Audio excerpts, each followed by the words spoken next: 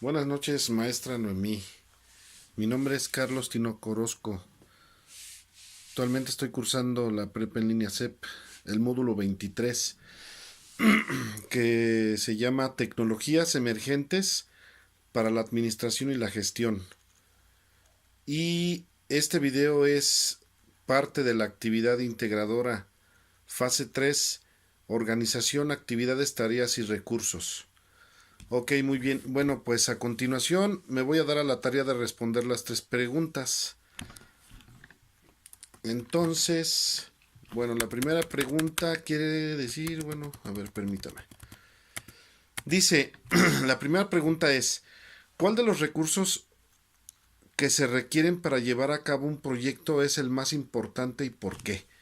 Bueno, yo le voy a comentar desde mi punto de vista.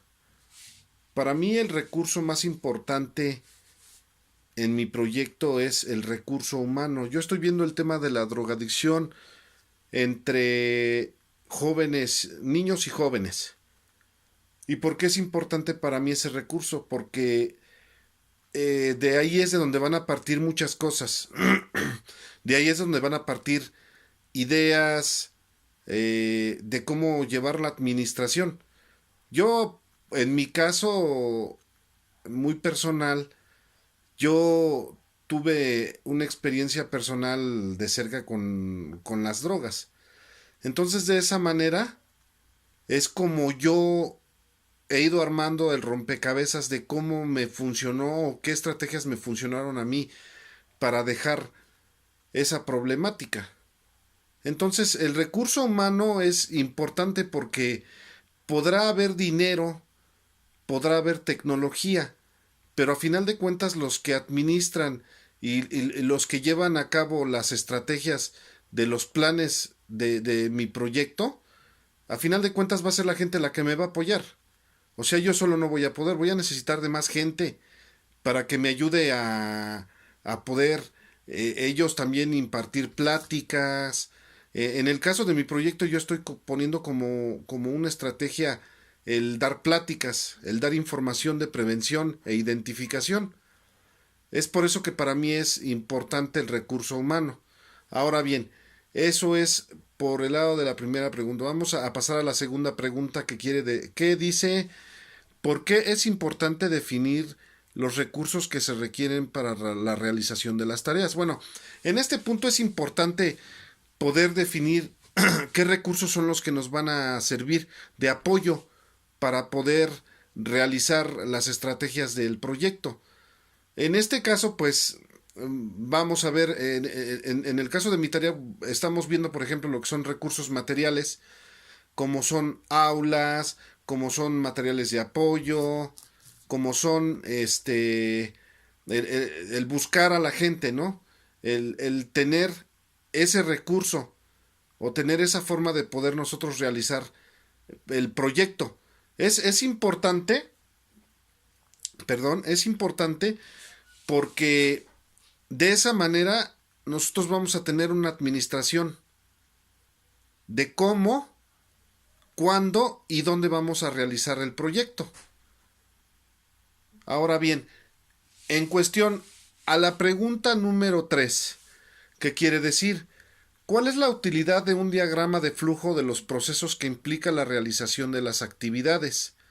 Menciona dos ventajas de hacerlo para tu proyecto. Bueno, para la primera parte de estas preguntas, ¿qué es la utilidad? ¿Cuál es la utilidad de un diagrama de flujo? Bueno, la utilidad de un diagrama de flujo ya es dejar establecido el orden de cómo se van a realizar, de cómo se va a realizar el proyecto, desde lo que es la organización con la gente, el material que se va a utilizar, en este caso, por ejemplo, ver qué personas son las que nos van a apoyar, las instituciones, eh, y cómo en una forma concisa ya vamos nosotros a aplicar ya las estrategias.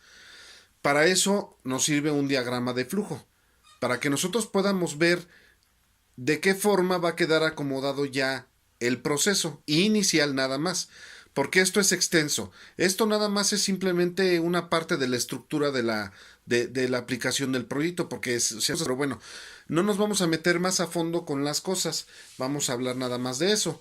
Ahora, a mí, ¿de qué me sirve, por ejemplo, qué ventajas tengo yo para mi proyecto? Yo voy a hablar de dos cosas. La primera va a ser, eh, por ejemplo, el ya tener establecido, el ya tener escrito, por ejemplo, el ya tener por escrito cuáles van a ser las fases y tenerlo ya en mente. O sea, yo ya lo tengo grabado, ya tengo establecido cómo se va a hacer. Pero para mí es una herramienta muy importante porque así, a final de cuentas, yo voy a tener ideas alternativas o voy a tener ya establecido todo mi trabajo. Y la segunda ventaja es, eso es en cuestión a recursos humanos. En recursos materiales, recursos financieros, de la misma forma yo ya voy a tener establecido cómo voy a aplicar las estrategias de mi proyecto. Así de que, bueno, esas son mis respuestas. Y esa es la forma en la que yo he estado llevando las estrategias de mi proyecto, a través de una administración de recursos, de una administración de herramientas, porque a final de cuentas son herramientas las que nosotros estamos teniendo, aprendiendo aquí para poder aplicar futuros proyectos, o más bien dicho, tener un ordenamiento de las cosas como se van a hacer, sin tener que redundar y sin, ¿cómo le puedo explicar? Sin hacer que la gente se confunda, sino que sea algo conciso y algo específico. Así que eso sería todo, maestra. Buenas noches. Hasta luego.